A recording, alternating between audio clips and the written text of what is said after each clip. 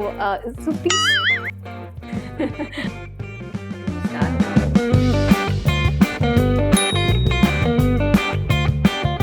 Hi, I'm Dr. Sangeetha Sivaraman. I'm a consultant obstetrician and gynecologist at Vruksho Clinic and at Cloud9 HRBR. And I've been in the field of obstetrics and gynecology for 14 years now. Mhm. And I am a Bangalorean. I'm a mother of two. I have a very active commitment to fitness. And Yes, I can see that. thank you. But yes, and I also I believe in treating the body as a whole and not just the physicality or not just the medical aspect of it. But I think it's important to address our health in terms of our entire well-being. And so I myself have done Vipassana, and I heavily recommend meditation and a lot of holistic practices in terms of aiding our well-being. That's amazing. I think these days a holistic approach is something that's wonderful and calming for most of us. So I'm glad I'm talking to you, Dr. Sangeeta. So you know what I've Likewise. thanks. So I have a list of few questions that I've picked from what our viewers wanted to know. Sure. Okay, so before we go ahead, I want to tell you guys that this is not medical consultation. This is more like a friendly chat we are having. This is for educational purposes only. Okay, in the end, I will let you know how you can book an appointment with Dr. Sangeeta should you wish for medical advice. Okay, so doctor, the first question I have for you is, as a gynecologist, what is the most common mistake women make about vaginal health? So if I were to put it in one sentence, doing too much.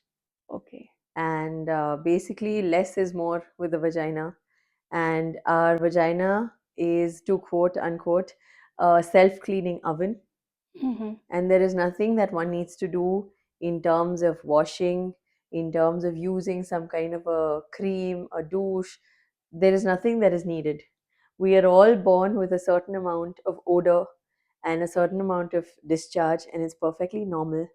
And most women are taught, maybe that's a patriarchal notion that women are um, you know inculcated with along the way, but basically nothing needs to be done. And it's very important even to tell little girls that, because as they're little babies, you tell them that that area is dirty, you need to wash it, you need to clean it, and that it translates in older age groups to actually excessively cleaning, and that actually disrupts the natural vaginal microflora that's there, Mhm. which causes so many problems.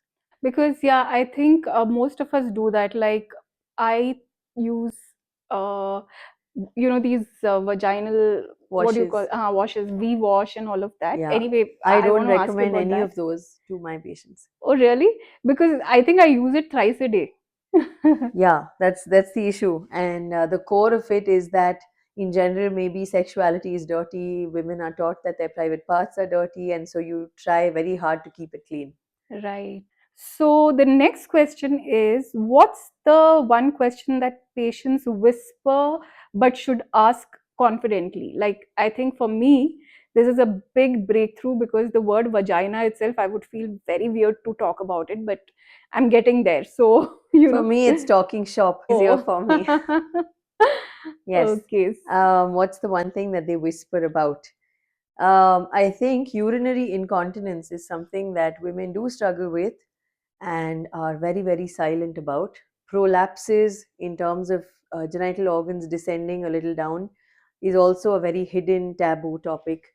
Having their periods in general, like just I'm on my period, is Yeah, something that is not spoken about. And so it's, true. yeah, Yeah, it's very awkward for most people. But I've also seen that I guess slowly things are changing.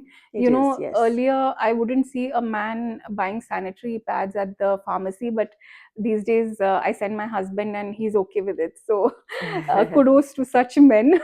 Yes, Right. true. Okay, so what is the hygiene and daily care one needs to maintain? I know you told me that we shouldn't overwash and all that, but what are your thoughts on, let's say, when we have our periods, most women don't change their pad until it's full, Hmm. especially third or fourth day. So I've heard all of this. So in terms of that, what is your advice, doctor? So ideally, if you're talking about menstrual hygiene, ideally we change pads, tampons, let's say every once in 4 to 6 hours. Mm-hmm. And even if you're using a menstrual cup, with the menstrual cup, I have something else to add, but let's finish the pads first. Sure. So basically, pads do have some amount of chemicals, Mm-hmm. and so wearing them for a prolonged period of time. Also, when that area is warm, it is filled with blood. It is a rich source or a nidus for infection to come and grow. Oh, And so okay. basically, wearing it for more than 12 hours, you're inviting trouble. Mm-hmm. So every 4 to 6 hours, regardless of the flow, it's a good idea to change your pad if you're using a pad. Yes, I am also, what do you say? I'm a fan or propagator of sustainable menstrual options. Mm-hmm. And Mm-hmm. so Ecofem, there's Bhumi, there are a lot of cloth pad brands which are Indian, made in India. Mm-hmm. And each pad lasts you about 75 washes, and that lasts you for an average of 5 years. Mm-hmm.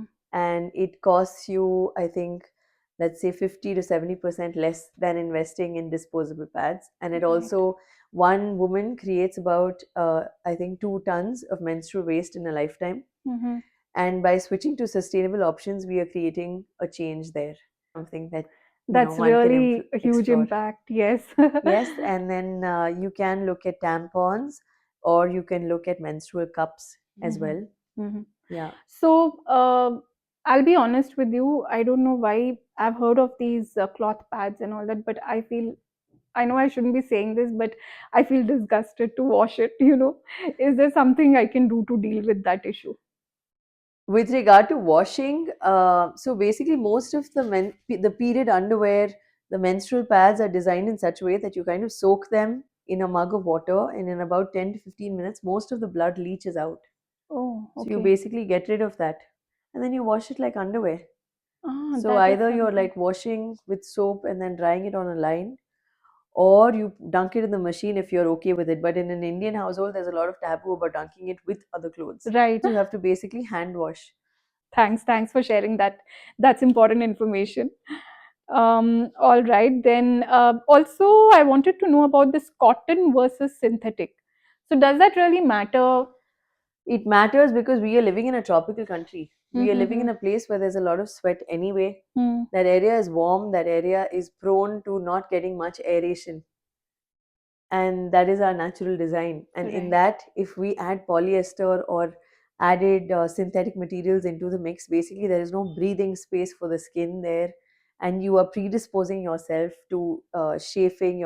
Like if you are wearing a lace, like a pokey lace thong, Mm-hmm. there's some friction that can happen there. Yeah, it can get very irritating. Yes. Yeah.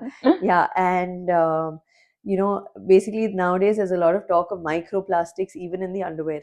Oh, okay. So, yeah, I mean, basically wearing cotton is Indian grown, Vikshit Bharat.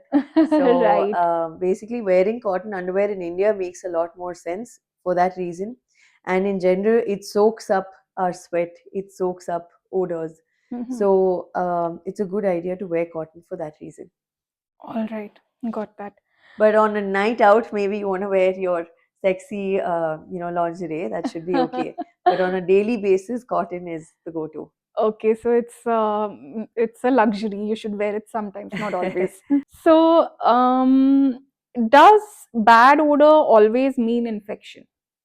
Not necessarily, and also it's debatable what is bad, because all of us are born with vaginal discharge as Mm-hmm. well as the glands that create that discharge. And so every woman has a kind of natural odor, and actually those release pheromones which are actually sexually attractive to mates evolutionarily. And so that musky odor is something that people try to create with perfumes as well. Oh. So it is basically alluring in the endocrinological sense of it to another opposite gender partner Mm-hmm. or same gender. I don't know. We need to be gender neutral. So basically, having some amount of smell is normal. Now, the fact is that we have a plethora of ads that makes the vagina sound like a rose garden, which Mm-hmm. it isn't, and it cannot be one. And so, if you're anticipating, or you're waiting for some kind of enticing smell That's not going to happen, and that's not real. Yeah, And I. so, if you are disturbed by the presence of any smell, Hmm. then obviously you will be in discomfort. But I Right. feel like the problem is largely here, not there. Really, this is new to me. So you're saying any smell is not bad smell?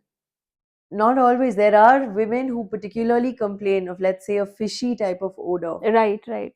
So that could be a sign of a bacterial vaginosis or things like that. Oh, so Or let's say it's some kind of, now I'm going to be gross, that's giving okay. you a heads up, something like a yellowish, frothy, greenish discharge.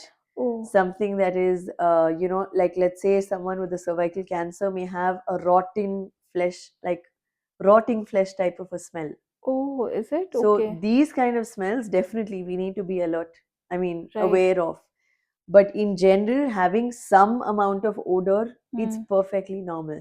Like, I don't know Okay. if you've ever noticed when you open your earrings, there is one particular smell to it. Yeah, yeah, that's right. That's Similarly, every part of our body has one particular smell to it, and that's not a problem. That is right.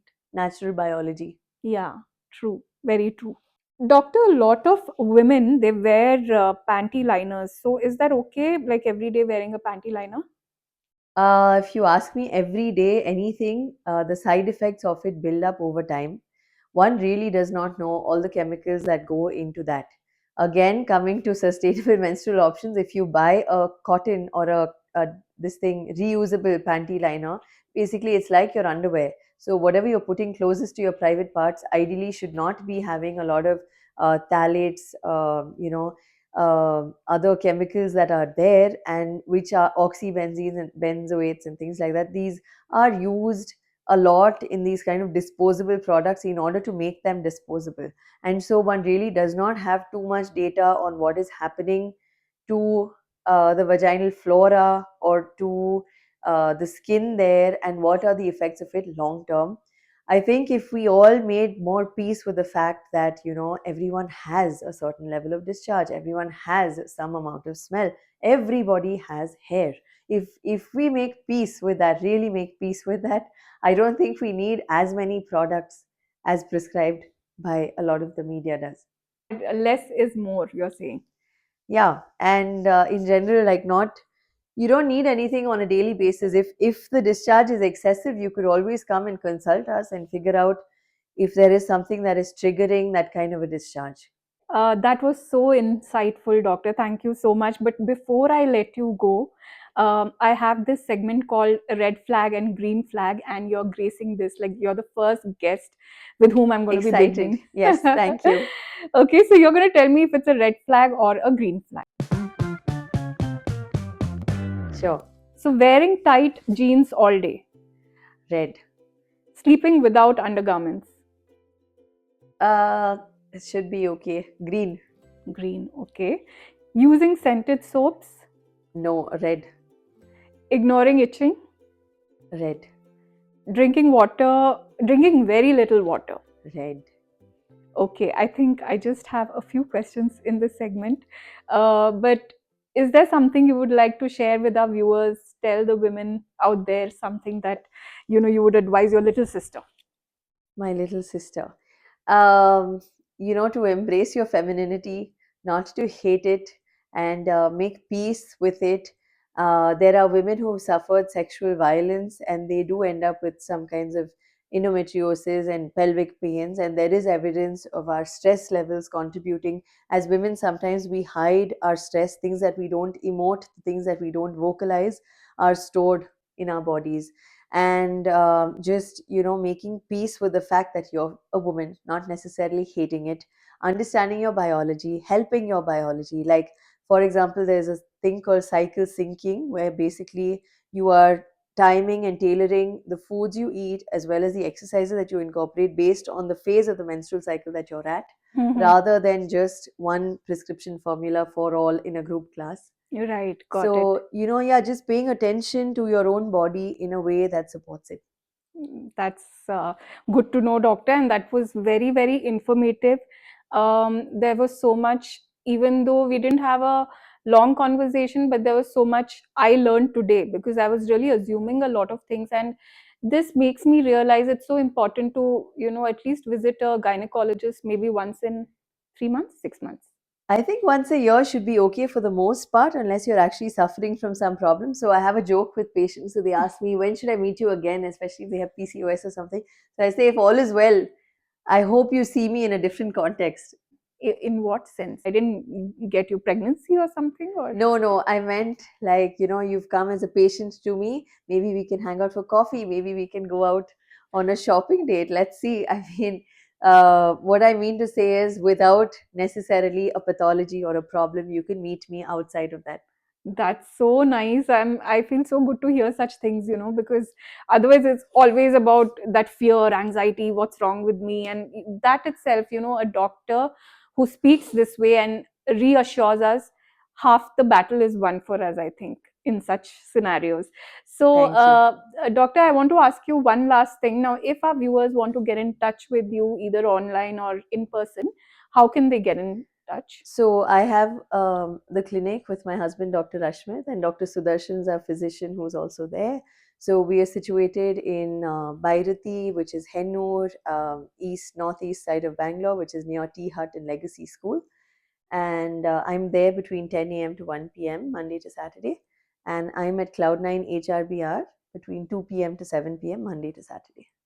Can they get in touch with you online as well? Sure, I have an Instagram handle. So I'll mention it in the description box below. Sure. Okay. Thank you. So thank you so much. It was lovely having this chat with you, Same and here. we really hope you keep coming back to answer all our questions. I'm glad to.